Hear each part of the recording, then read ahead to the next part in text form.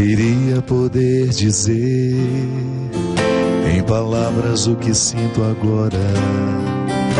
Queria poder dizer para todos que o Senhor é meu amigo mais querido, minha história de amor. E quando eu ouço a tua voz me chamando pelo nome, eu sinto uma saudade, uma vontade de viver. E eu te chamo, Jesus, venha viver junto a mim. Venha me dar essa vontade, essa alegria de viver.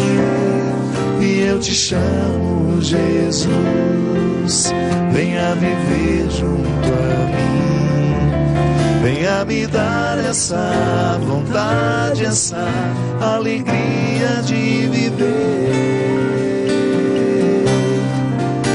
Queria poder dizer em palavras o que sinto agora. Queria poder dizer para todos que o Senhor é meu amigo mais querido, minha história de amor. E quando eu ouço a sua voz me chamando pelo nome, eu sinto uma saudade, uma vontade de viver. E eu te chamo, Jesus, venha viver junto a mim. Venha me dar essa vontade, essa alegria de viver. E eu te chamo, Jesus, venha viver junto a mim. Venha me dar essa vontade, essa alegria de viver. E eu te chamo, Jesus, venha viver junto a mim. Venha me dar essa vontade, essa alegria de viver. Muito boa noite, é com muita alegria que hoje nós começamos mais um programa Direção Espiritual. Hoje especialmente transmitido aqui de Brasília, a Casa da Canção Nova que nos acolhe, para a gente ter a oportunidade de chegar até você. Nessa semana em que nós estamos vivendo intensamente o advento, neste tempo de espera, de preparo, a fé cristã, ela está o tempo todo pautada sobre o conceito de esperança. Você já deve ter me escutado falar que a esperança só faz sentido quando ela é operante. Não sei se você já ouviu essa expressão. A esperança é operante. Porque nós não esperamos sentados. Não. Nós operamos enquanto esperamos. Isto é, nós preparamos aquele que nós esperamos. Preparamos a nossa casa para chegar à visita, sim. Não faz sentido esperar a visita sem preparar a casa para a visita. Então nós, que vivemos eternamente à espera da volta de Jesus glorioso, preparamos o nosso coração para que essa volta seja antecipada através das nossas atitudes. Sim, porque você pode muito bem acreditar, como a igreja prescreve, como a igreja nos ensina, que Jesus voltará um dia. Mas isso pode ficar muito distante. Isso pode ficar quase que sem nenhum comprometimento com a nossa vida prática. Mas se você pensa que você, através da sua atitude, do seu jeito de ser, você antecipa a volta de Jesus, aí ela ganha um significado diferente. Essa crença ganha uma dimensão existencial muito interessante. Sim, o cristão é aquele que antecipa a volta de Jesus através das suas atitudes. Onde existe um cristão consciente, agindo de maneira cristã, sem hipocrisias, agindo essencialmente de forma cristã, ali Jesus está voltando, não é verdade? Porque quando Jesus morre, e os discípulos vivem aquela decepção, aquele intervalo entre a morte e a ressurreição foi de profunda desilusão. Por quê? Porque eles ainda não conheciam, eles não sabiam, eles não tinham tido contato com essa forma de estar presente que Jesus depois inauguraria para eles, que é a ressurreição. Então, na expressão litúrgica, Ele está entre nós, ou como nós dizemos lá na missa, Ele está no meio de nós, é justamente para nos recordar que o ressuscitado está hoje movendo o meu coração através das minhas crenças, para que eu seja dele um legítimo representante por aqui. E eu, com a minha atitude, quando eu sou capaz de vencer os meus egoísmos, as minhas mesquinharias, então eu sou capaz de permitir que Cristo aconteça em mim e através de mim.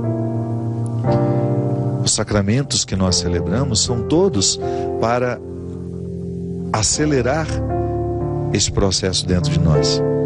A conversão é justamente a oportunidade que nós damos a Deus, através da nossa mudança, de que tudo aquilo que nos foi dado possa ser manifestado. Sim, há dimensões da minha vida cristã que ainda não estão manifestadas porque eu não me converti o suficiente. Há dimensões da sua vida cristã que foram dadas nos dons do batismo, ou que você recebe diariamente através das graças que Deus lhe oferece, que ainda não vieram à tona porque você não se converteu o suficiente para isso. E o que é interessante, minha gente, é que nós não nos convertemos em outras pessoas. Porque às vezes quando nós escutamos, eu preciso me converter, preciso mudar de vida, sim, dá a impressão de que nós vamos nos transformar em outras pessoas, né? Não. Na verdade, o que Deus quer é que a gente se converta naqueles que nós já somos, que nos foi dado como um presente. Deus não errou com a gente, Deus não errou comigo, Deus não errou com você. Então, quando nós falamos em conversão, é que você mergulhe no mistério da sua existência e que você seja você, com todas as riquezas que Deus lhe colocou e também com todos os limites que são próprios da sua natureza humana. Converta-se, isto é, volte-se para aquela origem que lhe faz ser a imagem e semelhança do Pai. A vida cristã é o desafio diário de permitir que a imagem e a semelhança estejam aqui, perceptíveis em mim. O convertido é aquele que no exercício de sua originalidade, de sua humanidade, mostra esse Deus que lhe é inerente. Está aqui em mim, eu não posso arrancar de mim. Eu posso até ofuscá-lo, mas a casa continua sendo dele. Eu posso até impedir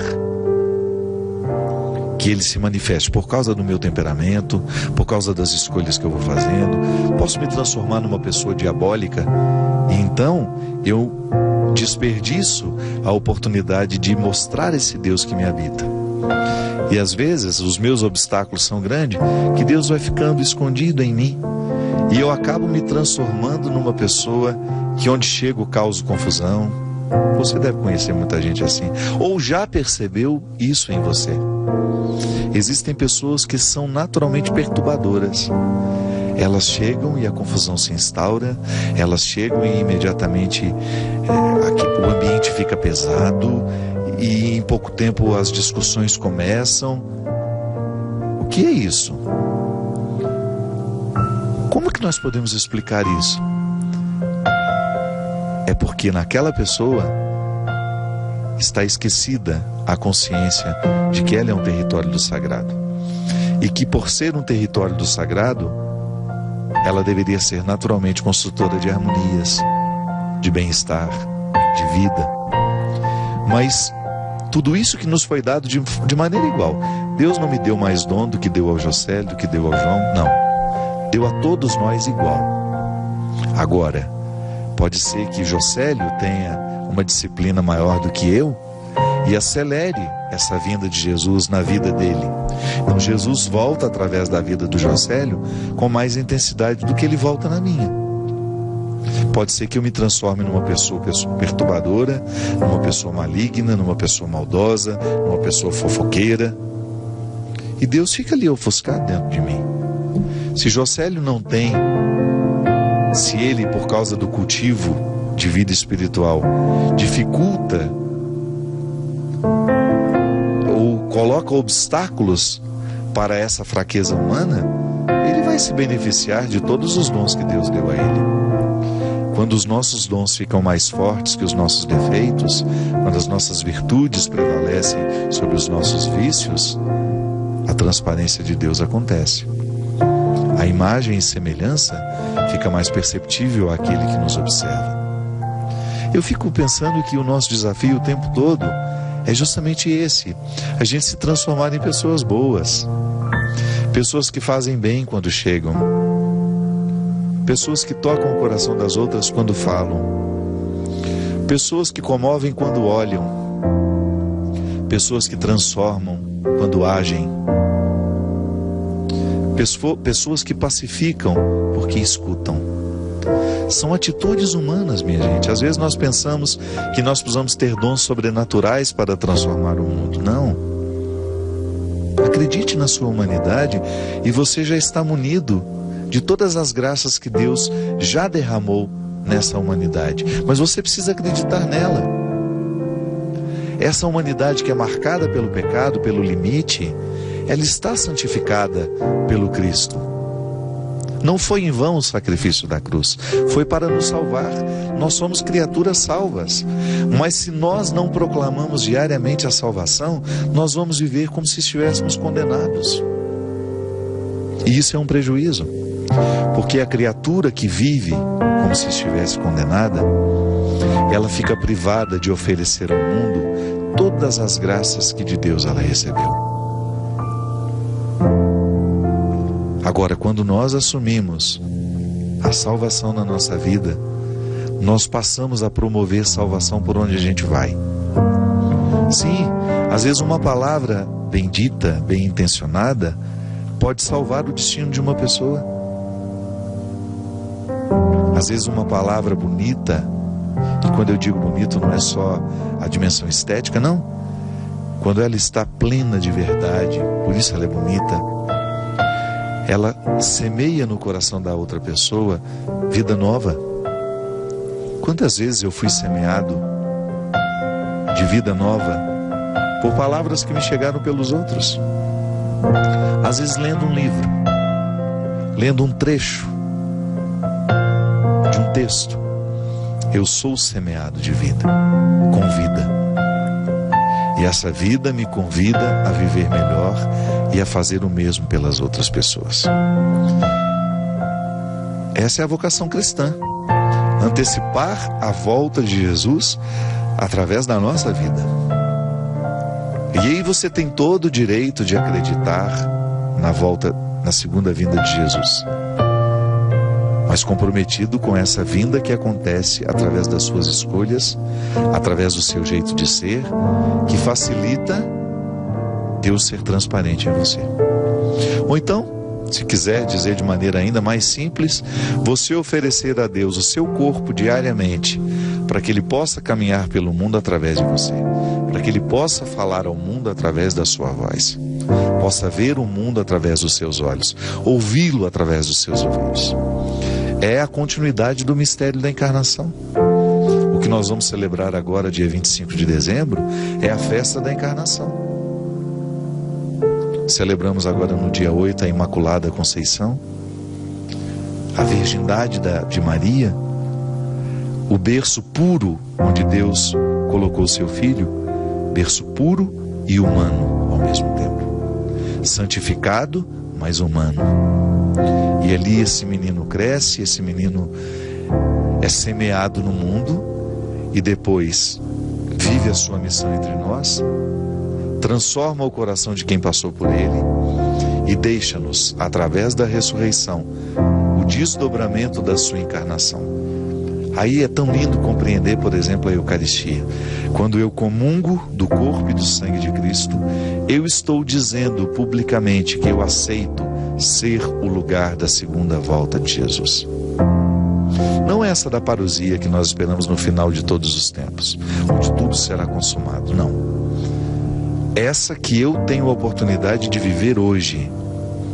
Eu posso fazer voltar Jesus aqui, através da minha vida, na vida do Josélio, da mesma forma como ele pode me oferecer esse Jesus. E quanto mais nós o partilhamos, mais ele vai sendo semeado. Porque aquele que o conhece passa a ser um anunciador daquilo que conheceu. Nós vivemos no último domingo, melhor, no penúltimo domingo, né? Osana Brasil, um momento tão especial. Ver a Canção Nova repleta de pessoas, acompanhando ali as pregações, os shows, as Eucaristias. Confesso para vocês, enche o meu coração de esperança.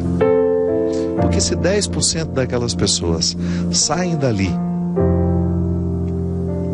mais purificadas do que quando chegaram, se Deus tem a oportunidade de ser mais transparente nos lugares onde aquelas pessoas vivem, você que esteve no Osana Brasil, você que esteve ali naquele solo, que acompanhou em loco tudo o que aconteceu ali, se você levou as graças do Osana para o seu local de trabalho, as pessoas que trabalham com você foram beneficiadas com a sua conversão. Você pôde oferecer Jesus a elas. E você pode continuar oferecendo. Não deixe as graças do Osana morrerem. Você continua podendo oferecer aquilo que você gratuitamente recebeu. Através da sua paciência, da sua generosidade, da sua solidariedade. E aí você pode elencar todos os valores que são próprios de Jesus. Sim, porque quando nós olhamos para Ele, nós descobrimos como nós devemos, em quem devemos nos tornar. Sim, porque a semente de Jesus já foi semeada em você. Quando você recebeu o batismo, a graça da vida nova, o velho homem, todas as suas raízes adâmicas, todas as consequências do pecado de Eva, de Adão, foram mergulhados nas graças de Jesus. E aí você está munido de muitas forças para poder resistir às tentações de voltar a ser como Adão e Eva. Não, a nossa vocação é cristã. Cristã. Eu preciso me transformar no Cristo que está em mim. Sim, porque eu sou criado à imagem e semelhança. E o Cristo que será em mim é diferente do Cristo que é em você. Por quê? Porque Deus vai utilizar-se daquilo que é peculiar, daquilo que é próprio do meu temperamento, do meu jeito de ser. Então, olha que coisa sofisticada do ponto de vista teológico, antropológico, você pensar que o que é comum em nós, que é justamente a graça de viver a imagem sob, né, a imagem e semelhança de Deus, viver a dinâmica da imagem e semelhança, mas ao mesmo tempo oferecendo uma nova face a Deus, que é aquilo que nós herdamos dos nossos pais. Deus tem a oportunidade de estar no mundo através dos meus talentos. Deus tem a oportunidade de estar no mundo através dos seus talentos. Ah, padre, não é meio estranho pensar nisso? Não é não.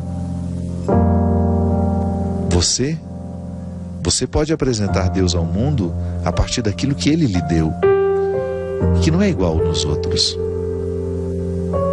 Tem muita coisa em você que é igual a todo mundo, mas você tem algumas particularidades. Você exerce a medicina, o outro exerce a advocacia, o outro trabalha na limpeza, o outro trabalha no ramo da comunicação. Cada um ao seu modo, com aquilo que tem, com aquilo que pode oferecer humanamente, faz Jesus acontecer. Então eu lá, trabalhando na limpeza da empresa, eu tenho a oportunidade de oferecer a Jesus a oportunidade de ser também ali um membro da equipe de limpeza, em mim. E ele tem uma predileção por esses lugares. Sabe por quê? Onde existe um coração marcado pela simplicidade, ele não encontra muitos obstáculos para acontecer. Por isso ele gosta de gente simples. Por isso ele acontece mais facilmente em pessoas simples. E não confunda simplicidade com pobreza, viu? Porque às vezes nós ficamos pensando que Deus é um privilégio só dos pobres. Não. Deus é um privilégio dos simples. Há pobres que são orgulhosos. Há ricos que são simples. Não pode ter orgulho. O que é o orgulho? O obstáculo. Para que um dos muitos obstáculos para que a imagem e semelhança não aconteçam em mim. Não surtam efeito, né? Esses dois atributos, eu sou imagem e semelhança de Deus. Esses atributos não surtirão efeito se eu estiver com os obstáculos do preconceito, se eu estiver com os obstáculos da mentira, os obstáculos da traição, os obstáculos da infidelidade, da corrupção, da crueldade, da injustiça. Então, eu, sendo quem eu sou, levo Jesus comigo para ele ser nos lugares que eu estou humanamente. Da mesma forma como ele pôde estar na Galileia, estar com tantas pessoas, no templo, nos mercados, nas praças, nas estradas, onde Jesus esteve, ele passou e fez o bem. E hoje, por onde eu vou, eu tenho a oportunidade de oferecer a ele, porque sou humano, porque estou encarnado, porque estou aqui vivendo essa experiência de ser quem eu sou. Eu posso oferecer a ele os limites da minha humanidade. E quanto mais eu consigo vencer esses limites da minha humanidade, auxiliado pela graça dele sempre, maior é a possibilidade que eu tenho de me sentir um homem realizado. Sim, gente, porque em última instância é isso que nos faz dormir tranquilos com a vida que a gente vive. É o bem que a gente faz.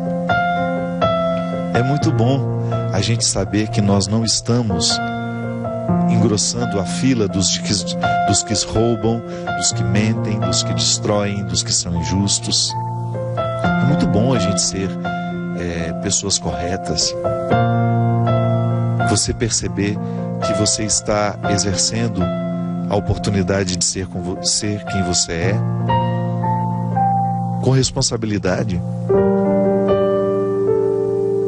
Dormir tranquilo com as escolhas que nós estamos fazendo. Isso é maravilhoso. E isso nos coloca justamente dentro dessa vocação. O cuidado, o zelo pelo comportamento é sim um exercício de conversão. Porque eu posso me transformar num homem mentiroso, mas não foi assim que Deus me criou. Eu posso me transformar num homem injusto, mas não foi assim que Deus me criou. Então, eu me converto para ser quem Deus me criou. Eu me converto para ser verdadeiramente quem eu sou. E não aquilo que ao longo da vida eu fui me tornando. Esse tempo do advento, que é o tempo da esperança operante, é o tempo que você tem justamente para pegar essa matéria-prima da sua vida e colocar as coisas em ordem. Fim de ano nos ajuda a pensar nisso, né? Toda empresa precisa fazer balanço no fim de ano, para ver se está tomando prejuízo ou se está tendo lucro. Drummond de Andrade dizia que foi muito inteligente quem inventou essa história de dividir o tempo. Esse ano agora termina e começa em 1º de janeiro. Foi muito esperto quem criou essa história, porque essa divisão, essa sensação de que nós estamos entrando num novo ano, provoca dentro de nós o desejo de fazer revisões, de aprimorar o que precisa ser aprimorado e julgar fora o que precisa ser julgado fora. Sim, conversão é isso, né? Você vasculhar a sua vida e descobrir o que favorece o seu crescimento e o que dificulta. Não é inteligente nós continuarmos insistindo em comportamentos, atitudes que não nos edificam.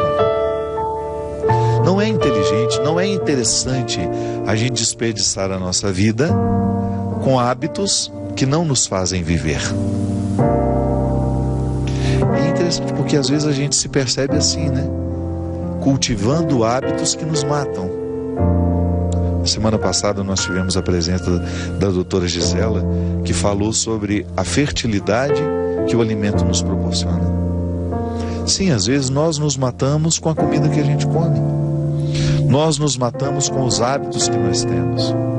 Aí você está falando da morte do corpo. Mas nós também precisamos pensar dos alimentos espirituais. Do que fica sobre a mesa da nossa vida, do ponto de vista espiritual, e que nós nos alimentamos todos os dias. O que a gente vê na televisão? Alimenta o nosso espírito?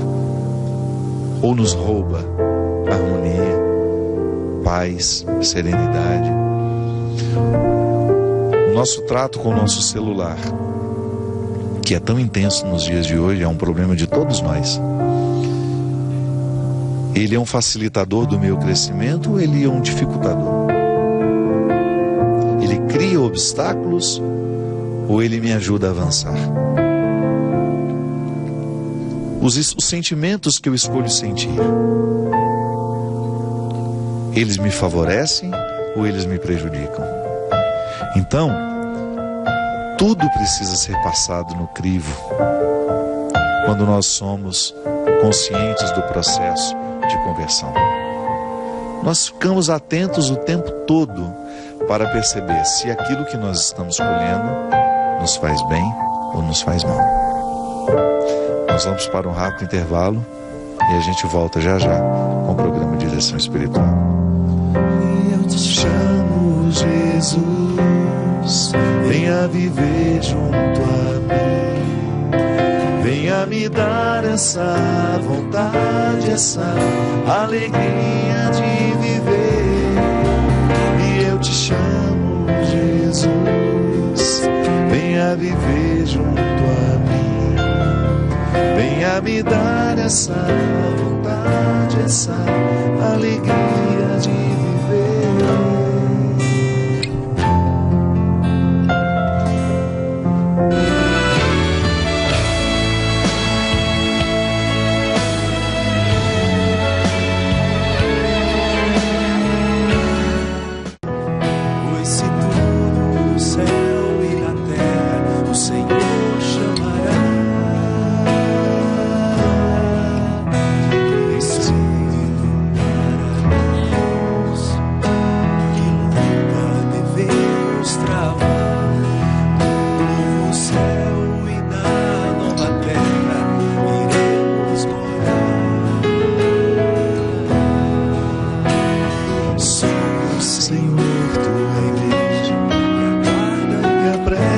Tua vinda gloriosa, que o Senhor nos encontre em paz, puros e santos. Somos, Senhor, tua igreja, que aguarda e apressa tua vinda gloriosa, que o Senhor nos encontre em paz, puros e santos. Que é feito das suas promessas, perguntam e zombam de Deus, mas o Senhor virá, Ele não tardará. Eu seja santo, santo, santo, pois Deus é santo, santo, santo. E a santidade da minha vida, apresse o Senhor, Ele logo virá. Mas o Senhor virá, Ele não tardará. Deus seja santo, santo, santo, Deus é santo, santo, santo.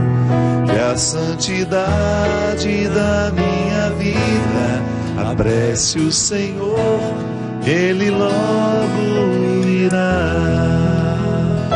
Estamos de volta com o programa Direção Espiritual, hoje ao vivo aqui de Brasília, tendo agradável companhia desses dois filhos da obra de Maria, Jocélio e João Paulo. Muito obrigado pela presença de vocês. Muito feliz, daqui a pouquinho nós vamos conversar um pouquinho. Quero aproveitar esse início de programa para convidar vocês que estão aí nas proximidades de onde eu estarei a partir de amanhã. Convidar para que estejam com a gente nesses shows de preparação para o Natal. Serão, na verdade, ao longo dessa semana, claro, antecedendo o Natal, nós prepararemos o nosso coração através de músicas, orações. Amanhã nós estaremos em Goiânia com o show Sagrado dos Dias. Não é o show de banda, é um show com quarteto, um projeto que nós inauguramos este ano, muito bonito, de uma sensibilidade muito grande. E se tudo der certo, amanhã em Goiânia, nós vamos ter uma surpresa muito agradável. Estamos acertando ainda, mas você que é de Goiânia, se for lá ao teatro amanhã, vai ter uma surpresa muito especial no show de amanhã. No dia 16, que é sábado,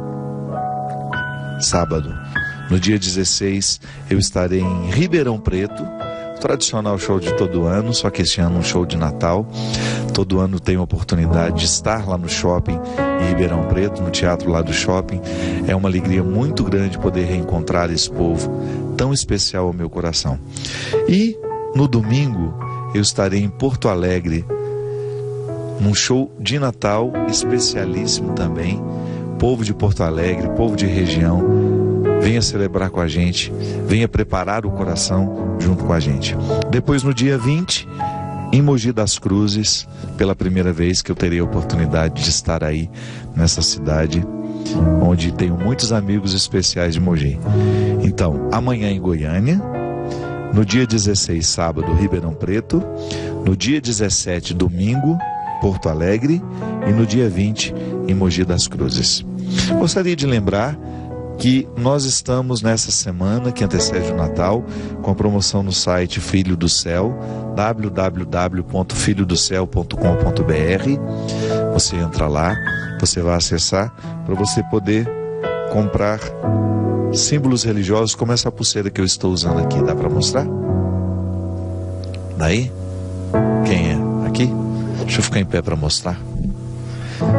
Essa pulseira que é tão bonita, essa cruz vazada e muitas outras peças que você tem oportunidade. Já que a festa é cristã, nós queremos oferecer às pessoas que nós amamos símbolos cristãos que nos ajudam a recordar a nossa vocação. Essa música que a gente cantou do Monsenhor Jonas é linda demais. Ela fala justamente disso, né? Aguardamos, mas também a gente aguarda e apressa a vinda gloriosa de Jesus.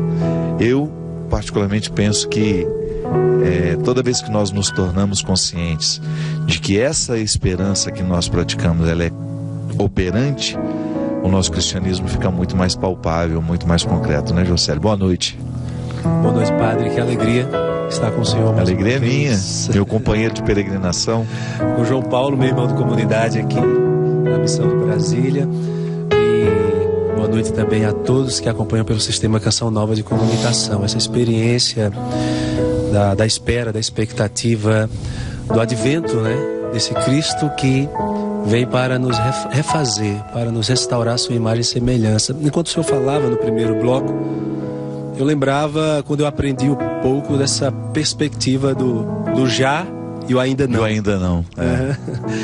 Do já, porque esse reconhecimento, para reconhecermos o já, aquilo que já experimentamos, da restauração de Deus na nossa vida. Porque para reconhecer essa perspectiva do já, você não pode somente olhar para si mesmo, você tem que olhar para fora, tem que olhar para toda a ação de Deus na história, na sua vida e tudo aquilo que Ele faz, que ressignifica aquilo que você é, que dá o sentido de cada dia. E agradecemos e louvamos a Deus, fazemos nossa ação de graças, percebendo tudo isso na nossa vida. Mas o ainda não é olhar para si mesmo e perceber ainda não nos meus fracassos, nos meus pesares, nas minhas limitações, ainda não. E nesse ainda não é quando nós clamamos como a música do primeiro bloco. No ainda não eu te chamo, Jesus, venha viver junto a mim, venha me dar essa vontade, essa alegria de viver, porque eu ainda não vivo isso. nessas realidades do meu ser. Você sabe que quando eu dava aula de teologia, um dos temas que eu mais gostava de trabalhar com os meus alunos era justamente a dinâmica do já e do ainda não. Porque como eu dava aula de antropologia, isso tanto poderia ser trabalhado no momento em que eu preciso entender a minha estrutura humana, como eu dizia no início do programa, como algo já recebida, mas ainda não totalmente manifestada, né? Eu já recebi todos os recursos para ser quem eu posso ser, mas ainda estou em processo de me tornar, quanto também na escatologia. Nós já recebemos a salvação, mas ainda não tomamos posse. Então, a dinâmica do já e do ainda não nos coloca dentro de uma fé muito inteligente, porque a vida é assim. Se você pega a semente, se você vai lá na filosofia grega, a semente, ela tem todo o potencial da árvore, mas ela ainda não é a árvore. Mas ela tem a potência, ela tem o potencial guardado dentro dela.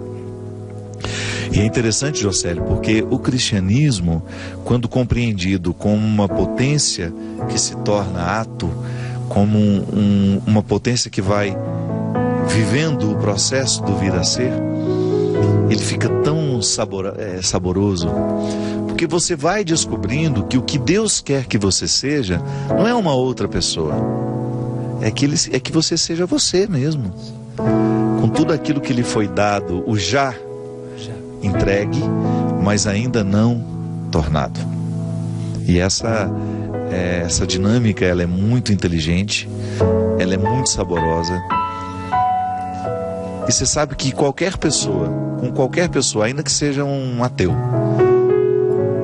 vai compreender esse desenvolvimento humano e vai identificar nessa dinâmica algo muito frutuoso. Acho que é bom a gente pensar que nós já temos, mas ainda não sabemos desfrutar do que temos. E o João, faz o que aqui em Brasília, João? Para de tocar esse piano e fala meio minuto comigo, porque eu não gosto de falar não. Ele falou que só ia tocar piano. Toca maravilhosamente bem, inclusive. Obrigado, muito obrigado, padre. João.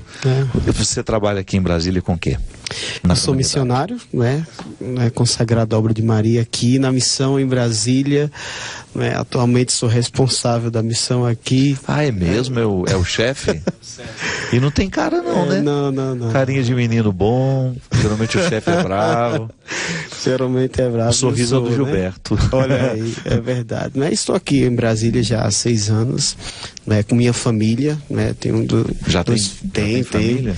O João Gabriel com 11 anos e a Ana Isabel com 3 anos. Meu Deus do céu, menino, só a cara de menino. E a minha esposa, Michele, a mulher mais bonita do mundo. Não fala isso não para ver na hora que chega em casa. Olha aí, então. Estamos aqui em missão, na nossa casa aqui no Núcleo Bandeirantes, evangelizando do jeito da obra de Maria, Vocês trabalham nas paróquias, não aqui? Nós estamos em uma casa de missão, que fica junto com a paróquia. Temos muito trabalho de evangelização em massa, encontros, uma estrutura. Nós temos lá um pequeno rincão, para 2.000 pessoas. Tivemos a graça da comunidade Canção Nova fazer um retiro lá esses dias, foi muita gente, foi uma bênção.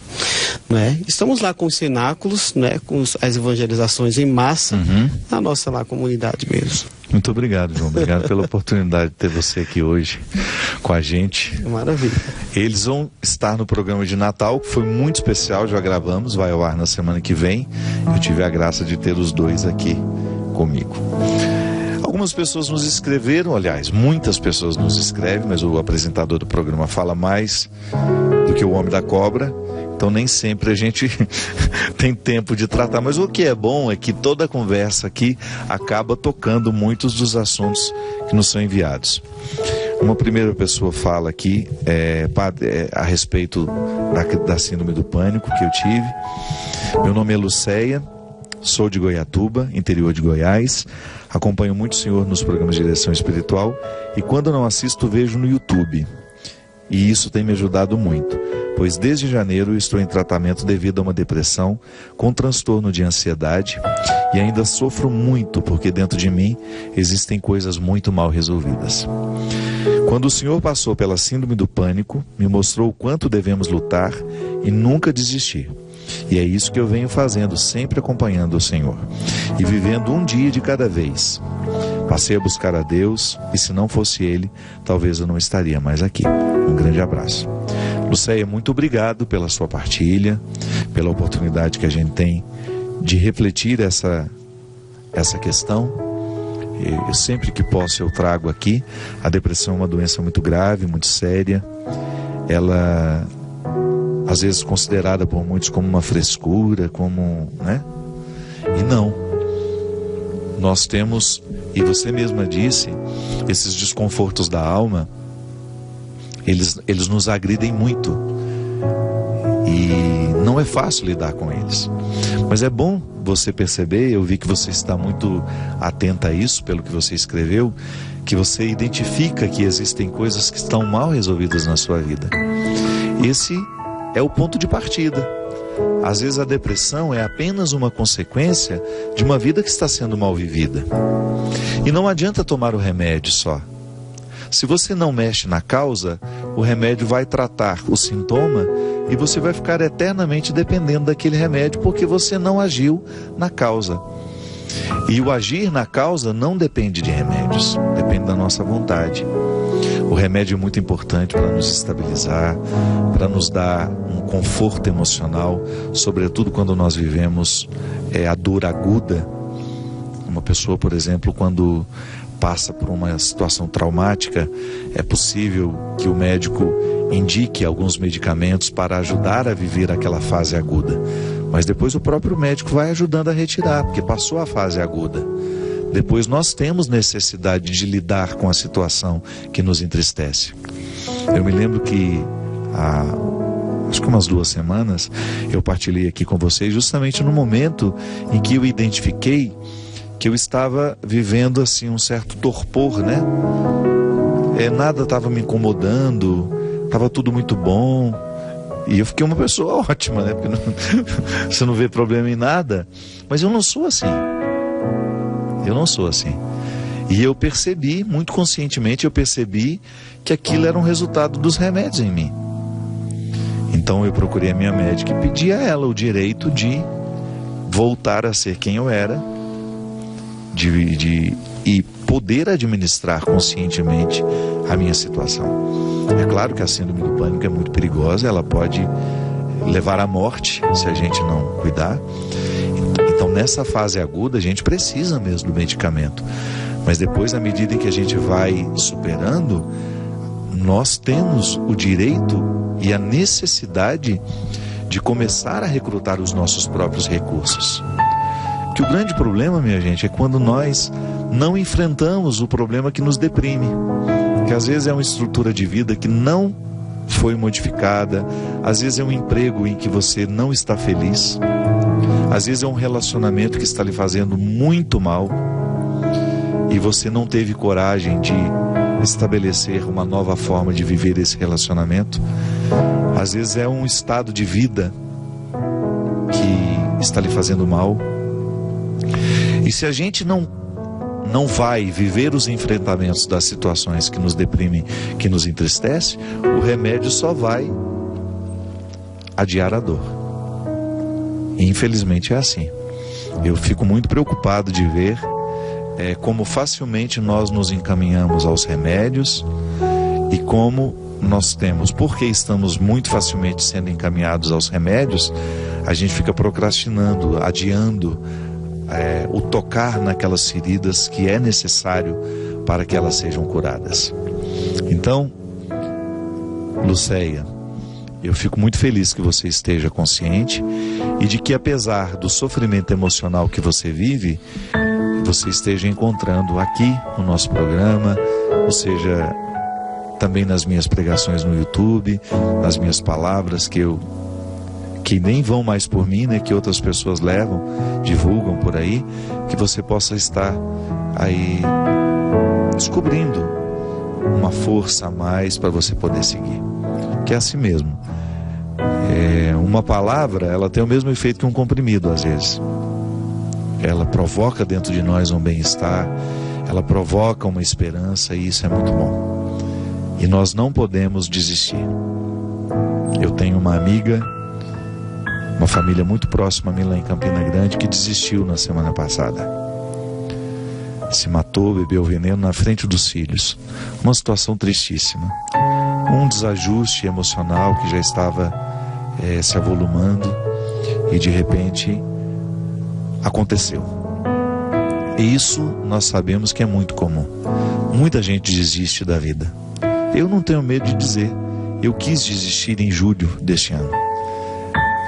O meu sofrimento era tão grande que eu tinha vontade de deixar de existir. Eu não sabia mais conviver com aquele sofrimento. Estava tão agudo dentro de mim que eu perdi a vontade de viver. Mas isso é temporário. Se a gente cuida, volta a dizer, a gente toma o remédio na hora certa, procura o profissional na hora certa, e depois você começa a encaminhar com terapias ocupacionais, mudança de hábito, mudança de alimentação. Eu já falei isso aqui uma vez, né? Eu tenho uma admiração muito grande pela Margarida Félix, que é uma psicóloga lá de Recife.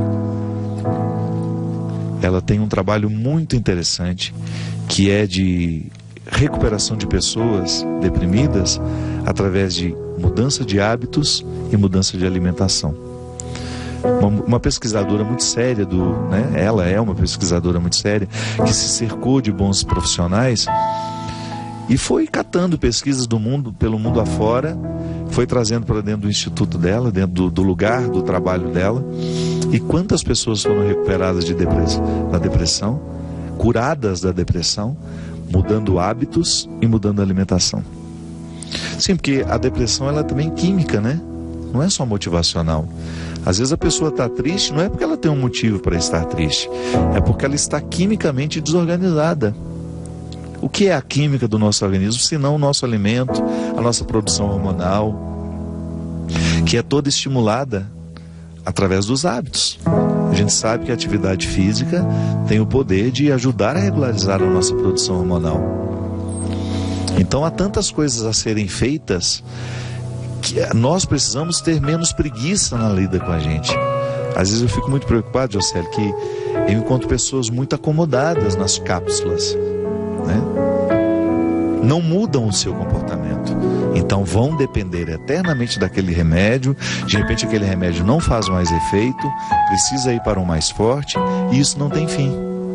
É um perigo muito sério, muito grave. Um perigo muito grave nos dias de hoje, essa acomodação das pessoas em não mudarem aquilo que de fato está matando, aquilo que de fato está fazendo sofrer. Padre, boa noite. O que eu faço para ajudar o meu esposo a ter maturidade? Em relação ao nosso matrimônio, ele insiste em agregar amigos que não trazem benefícios para o nosso matrimônio. É uma amiga que vira mãe, uma amiga que vira irmã, ou um amigo que vira irmão. Me ajude. Pois é, a maturidade, ela está cada vez mais difícil nos nossos tempos. Porque para se alcançar a maturidade, a gente tem que ter uma experiência diária de cultivo de autoconhecimento. E se tem uma coisa que nos últimos tempos a nossa sociedade está deixando de fazer, é justamente a experiência do autoconhecimento. Porque a vida que a gente leva não permite autoconhecimento. Nós estamos dispersos, jogados para fora o tempo todo. Minha filha, não existe fórmula mágica para isso não, mas se a gente não muda o nosso comportamento dentro de casa, em criar experiências para o autoconhecimento, que é justamente o momento do diálogo, do confronto pessoal, da conversa, que às vezes tudo isso que está lhe incomodando no seu marido nunca foi dito. Ou então já foi dito de formas erradas, não adianta dizer, tem que dizer do jeito certo. Então às vezes a palavra certa é dita da forma errada. Nós precisamos ter a experiência do autoconhecimento através da intimidade familiar, que é justamente a oportunidade que a gente tem de ouvir o outro.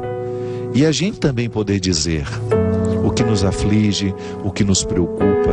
Mas como nós estamos sempre preocupados, ou então ocupados, ou quando nós estamos juntos, cada um com seu aparelho, cuidando de situações que não nos envolvem, fica difícil, não é?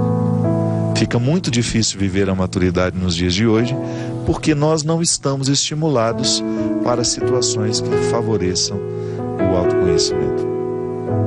E sem esse autoconhecimento é muito difícil a gente viver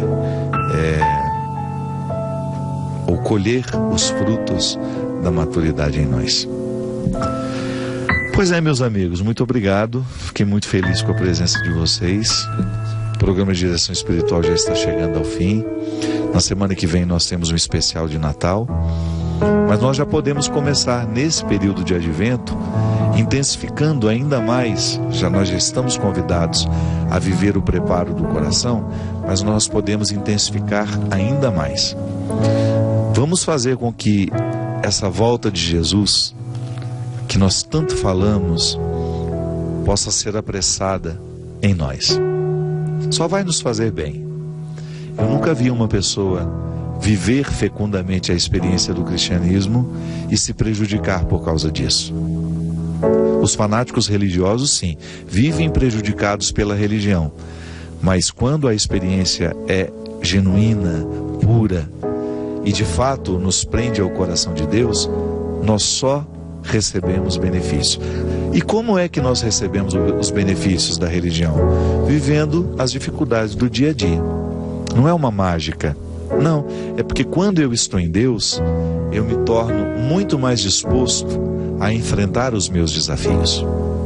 E é justamente enfrentando os meus desafios que eu vou alcançando as minhas conquistas. Antecipar a vinda de Jesus é isso.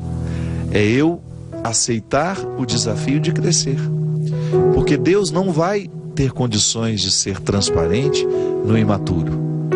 É preciso muita maturidade para a gente transparecer Deus. Porque Deus precisa da nossa maturidade. E é por isso que o tempo todo Ele faz derramamento de graças sobre nós, para que essas graças nos amadureçam e provoquem benefícios na nossa vida. Que essa semana seja de muito preparo e de uma oportunidade de já começar a criar a ambiência da conversão. Sim, comece a vasculhar a sua vida, descubra tudo que é atitude, hábito que não lhe favoreça. Descubram as ambiências que não estão lhe fazendo bem e tenha coragem de arrancá-las da sua história. Porque assim você se dá o melhor presente de Natal, que é justamente um contexto que possa favorecer a sua maturidade e o seu crescimento. Derrame sobre nós a bênção e a proteção do céu, do Deus Todo-Poderoso, Pai, Filho e Espírito Santo. Amém. Até a semana que vem, se Deus quiser. Somos, Senhor, tua igreja que aguarda e apressa tua vinda gloriosa. Que o Senhor nos encontre em paz, puros e santos. Somos, Senhor, tua igreja que aguarda e apressa tua vinda gloriosa. Que o Senhor nos encontre em paz, puros e santos. Que é feito da sua promessa. Perguntam e zombam de Deus, mas o Senhor virá, Ele não tardará. Que eu seja santo, santo, santo, pois Deus é santo, santo, santo. Que a